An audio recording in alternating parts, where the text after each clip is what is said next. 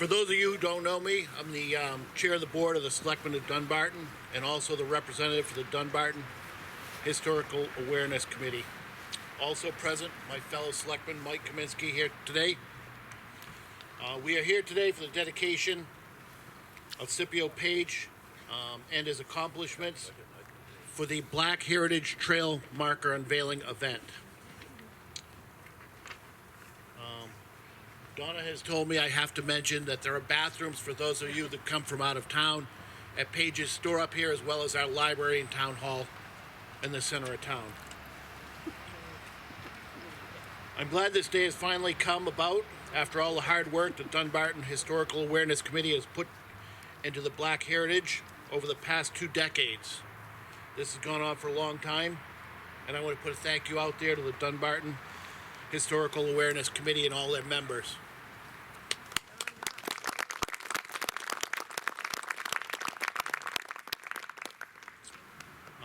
This has brought to life stories and history none of us were familiar with.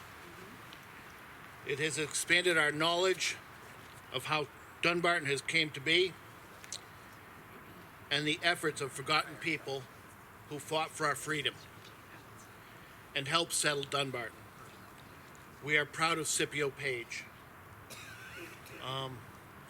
We are going to introduce people as we go through this one-on-one. Now I would like to introduce Norm Roberge. He's the chaplain of the American Legion Post 116.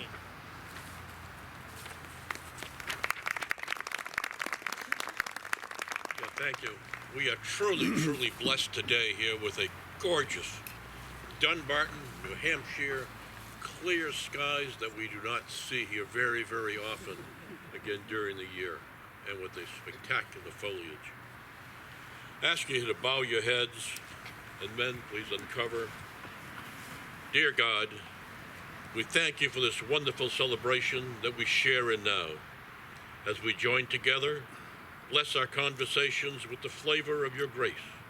Supplement what we share with your heavenly goodness, and unite us as one in your everlasting love. Amen. I would now like to introduce here Katie Merrow of the Black Heritage Trail, New Hampshire.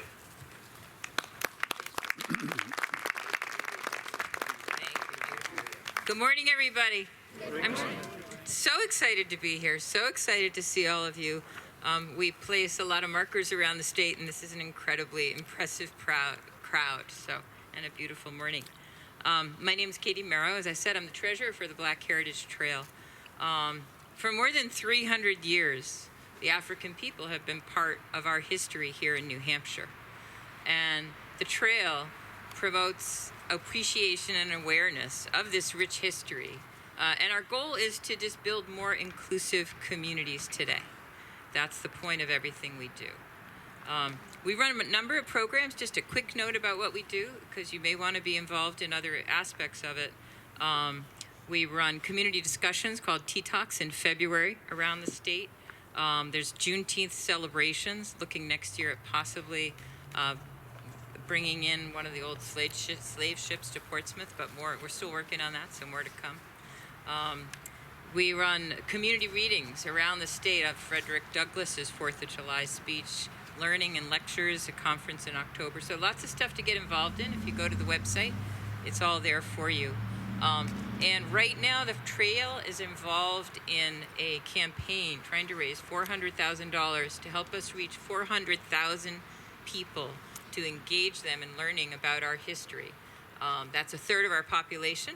We think that's what's required for social change. So it's going really well. If it's something you'd like to be part of, see me or check in with trail staff at another time. But one of the most important programs we help with is the placing of historical markers around the state. There are 37 in the state, and now 38 as of today. And Dunbarton makes 14 communities. So you're both part of an important group, but also an early adopter in this effort to place markers around the entire state. And they cover such a range of wonderful, rich stories. We have Harriet Wilson was the very first, her novel was the first published novel by a black female author in the entire world. Richard Potter, a very famous musician here in our state. We had Nellie Brown Mitchell, was a really accomplished soprano concert singer and an activist and an inventor. And now today we're going to learn about the distinguished military leadership of your own Scipio Page. So range of beautiful stories. I want to echo I want to echo the thanks and appreciation to all you folks who made this happen. Donna Dunn, Fred Mullen, those at the American Legion and the veterans and everyone involved in Dunbarton's Historical Awareness Committee. So much research and discussions and work to get us here, and so it's with appreciation for that and congratulations on behalf of the trail that I hand it off to those folks now.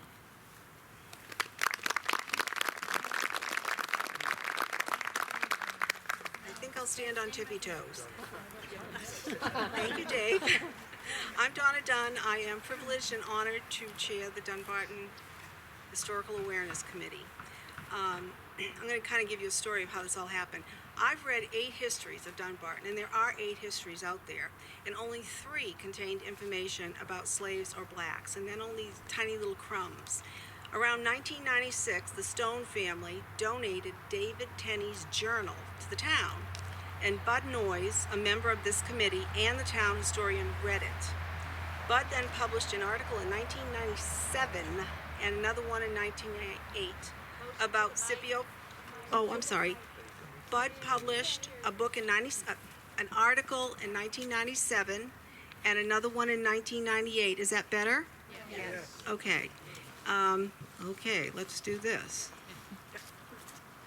Okay. And he wrote those articles about Scipio Page and other enslaved people in Dunbarton. But that journal then went back into the town vault and things went to sleep for a while. Until a copy of one of those journal pages was accidentally rediscovered in a pretty strange place in 2009 and given to a few people. Lorraine Allen received a copy of that piece of paper, and as a direct descendant of Captain Caleb Page herself, she asked Fred Mullen if Scipio received a flag on his grave on Veterans Day because she knew that Fred and Lee put them out for everybody each year. Well, Fred and Lee hit the research trail, and Scipio finally got his flag almost 230 years after he earned it. Searching for the origin of that piece of paper, we were throwing open cabinets and pulling out drawers and looking everywhere. We finally relocated David Tenney's journal. It wasn't a journal, it was a store ledger, and it wasn't marked as a journal, and that's why it got hidden. It provided more information on other enslaved people, some buried here.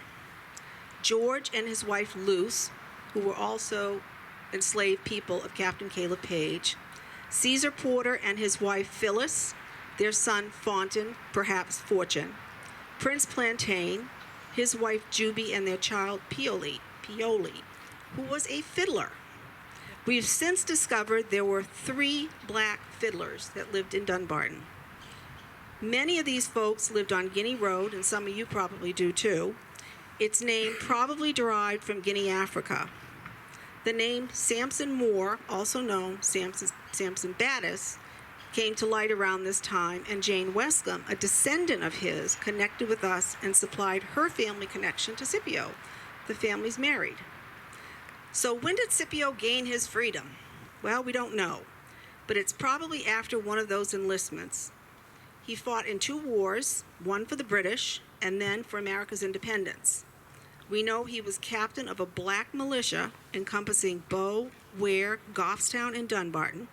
They mustered right here across the street, the barn to the left of the Molly Stark house. They mustered right there, it's still standing.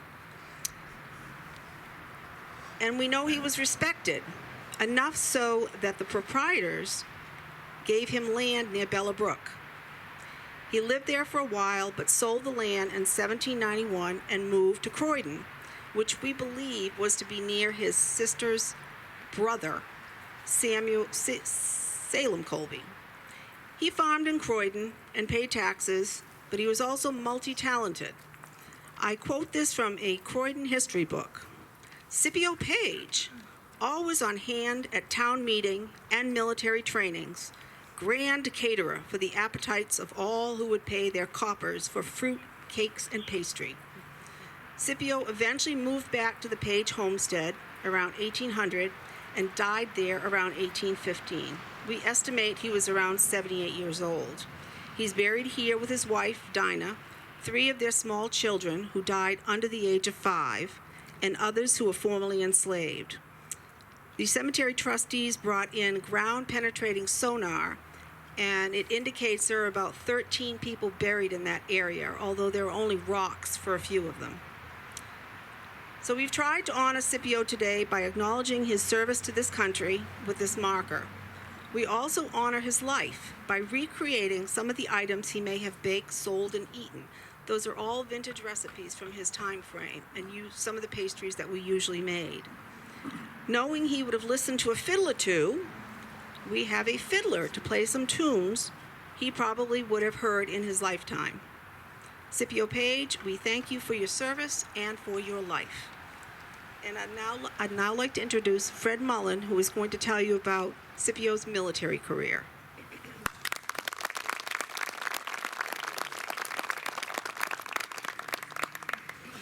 Thank you. Donna says I got 2 minutes, but we'll see how that goes. First of all, you see these 2 flags up here? This red one, this is called the King's Red Ensign. And that was authorized by the Queen of England in 1707. This would be the primary flag that the colonists would fly around this area around the time of the French and Indian War. The other flag is the Betsy Ross flag. That is the first authorized flag by Congress on June 14th, 1777, as a United States flag. Now, in 1760, the provincial Congress from the state of New Hampshire raised a regiment to fight in the French and Indian War to go up into Canada. They had 800 men, and under the leadership of Colonel John Goff.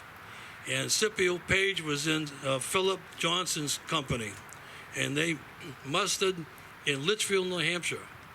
And they went from Litchfield, New Hampshire to Munson, New Hampshire, along with a herd of cattle and provisions for Crown Point, New York fort. So they went from Milford to Peterborough, New Hampshire, to Keene, New Hampshire, to Charlestown, New Hampshire, to Fort Number 4. They crossed the Connecticut River at the Wentworth Ferry. When they get on the other side, they built a guardhouse for protection. Then they made a road all the way from that point through the wilderness, up through over the Green Mountains into Crown Point, New York, which is now still an active road. It's called the Crown Point Road. In Crown Point, they met up with General Haviland from the British forces. Then they sailed up Lake Champlain all the way into Canada.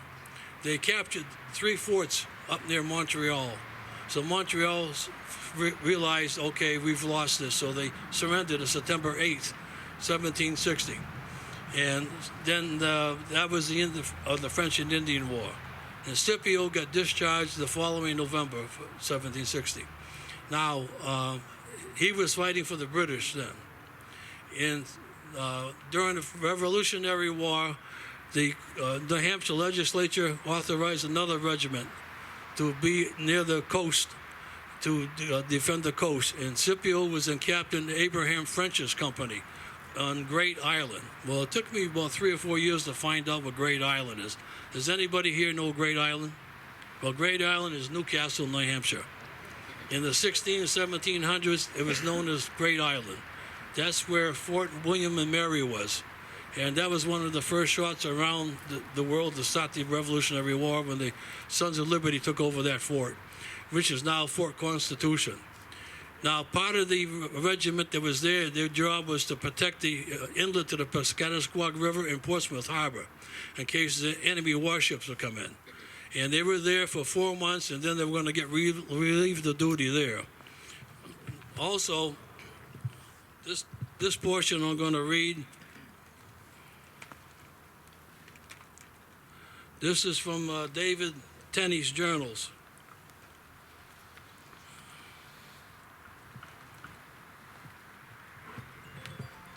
And because you get old, you might need glasses.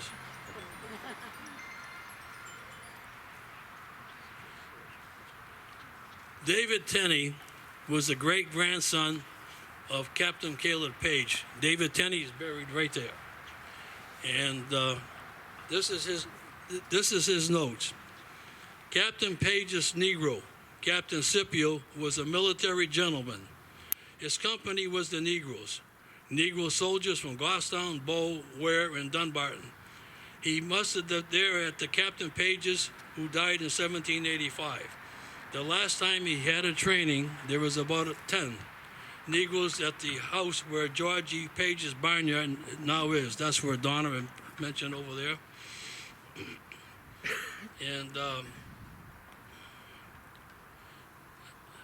And he says, I recollect of seeing them in the kitchen of Captain Page's.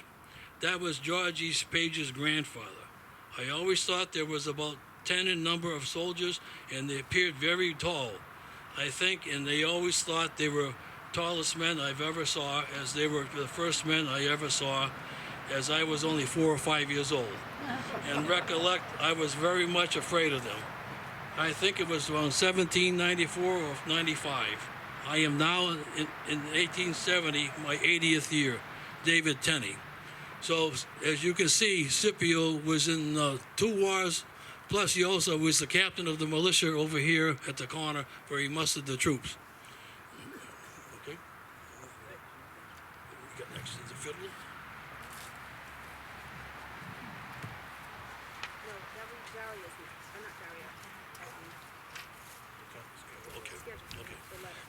Also, before she comes up, this loose leaf folder, my wife and I collected data, and anybody that would like to look through it, they're free and welcome to after the ceremony. It's going to be up here.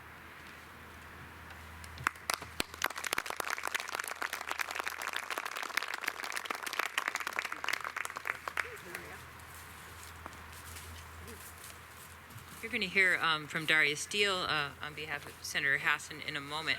A minor addition to that amazing trail of work and story, and thank you so much for telling us all about Scipio and Donna, all your work. Today, that the stone is here.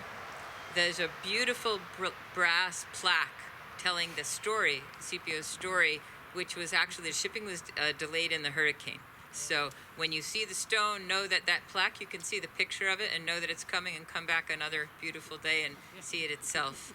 But I just wanted to let folks know that's on its way.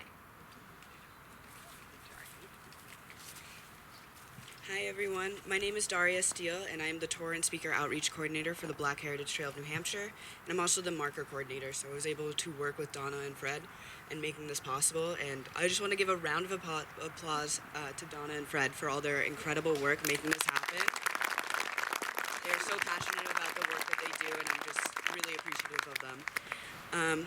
So I'm going to read a letter on behalf of Senator Maggie Hassan. Dear friends, I am sorry I can't be with you today, but I join you in celebrating the unveiling of this historic marker here in Dunbarton.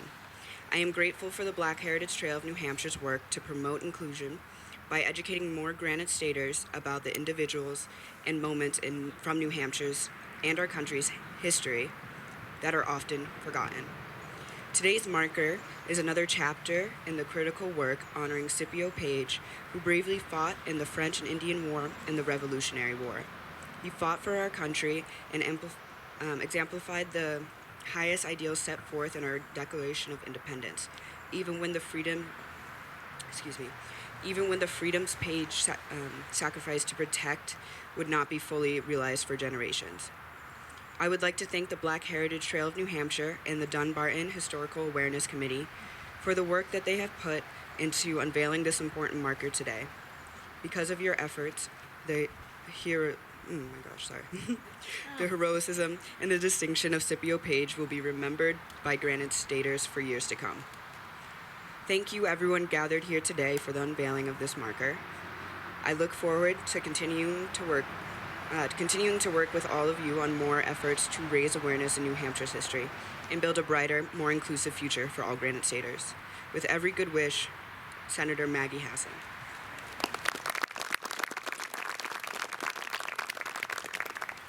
And now I'm going to introduce our performance, our entertainment for the day. Carolyn Parrott? Parrott.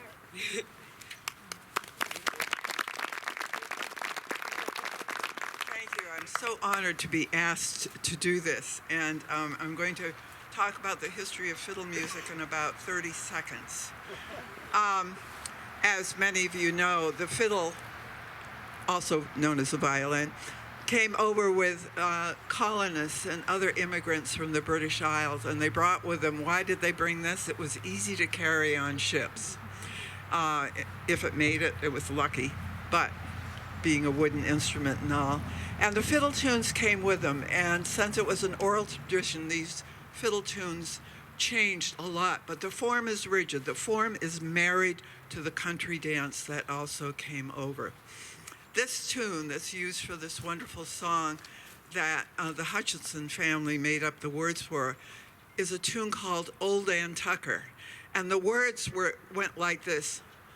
Old Dan Tucker was a fine old man, washed his face in a frying pan, combed his hair with a wagon wheel, died with a headache in his heel.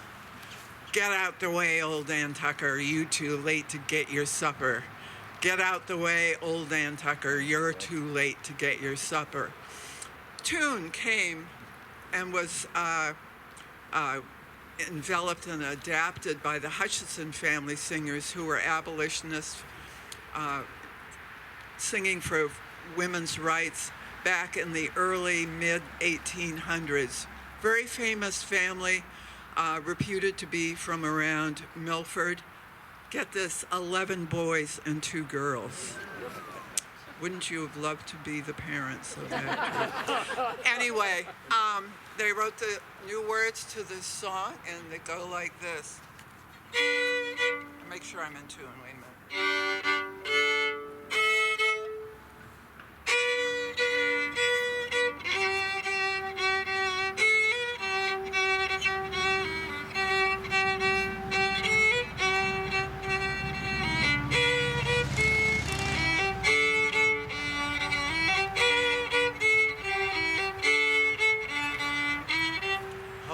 Our emancipation rides majestic through our nation, bearing on its train its story, liberty, a nation's glory. Roll it along, roll along, roll along through the nation, roll along through the nation.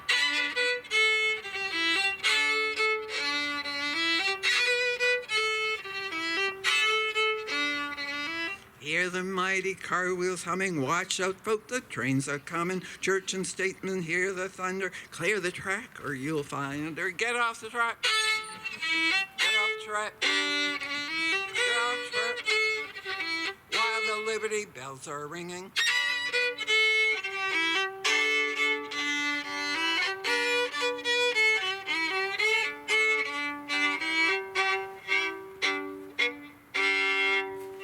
Thank you. I'll be playing some tunes later.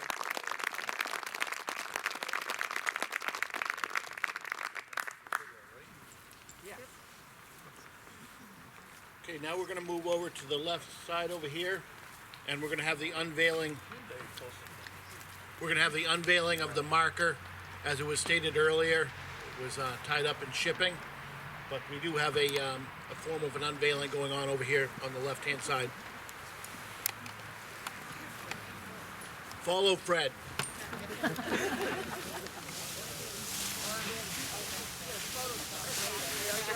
have to Photoshop the marker in afterwards.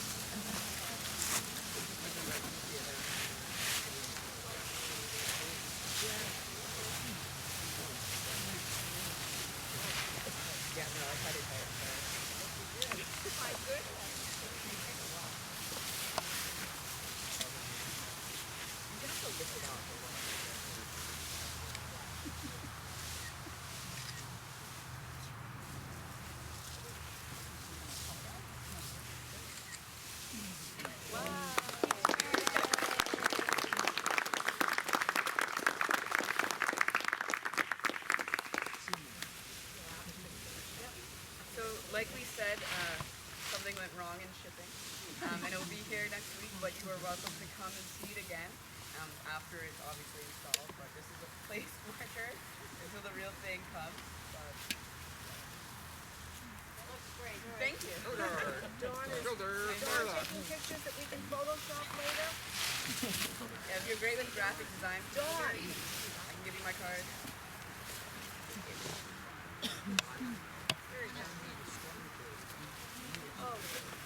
Oh, the stone was donated by Jeff and Rhonda Crosby, and J.N. Fencing was here for a day and lugged it around and got it in the ground last year so that it would age well and not look like it had just been placed in here. Can everybody stand closer to, not without blocking? We got to do photoshopping after.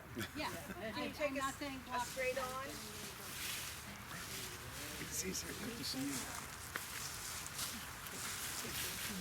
Guard. Make ready. Hammer stalls off. Take aim. Blade left. Fire. Private load.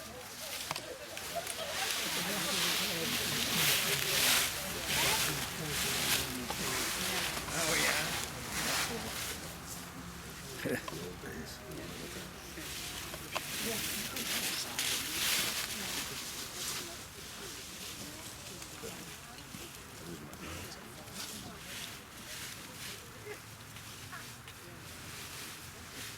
Make ready.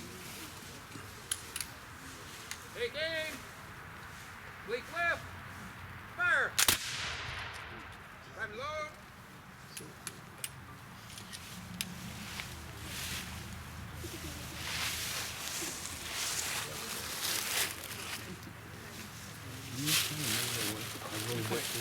Yeah.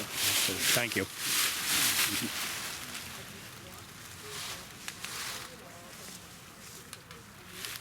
This was a slow process back then, huh? I guess so. Not like today's.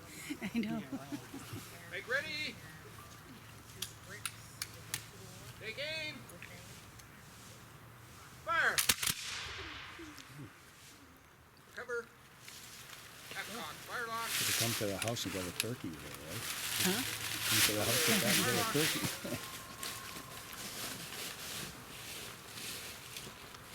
Dave said they Order. killed a bear Arms. back here behind us. A bear back of us? Where? When? Who? A couple of guys shot it, and then they went to get it, and it was gone. It dragged itself off into the woods. They had to go get a dog. They had one dog. They finally found it. It was a little bear, Oh, 175 pounds. so right up behind us? Well, but they shot it on the power lines there, Oh, okay. behind between you and I, and then it went off the bed. That's it. Huzzahs. Hip, hip. Huzzah! Hip, hip. Huzzah! Hip, hip. Huzzah!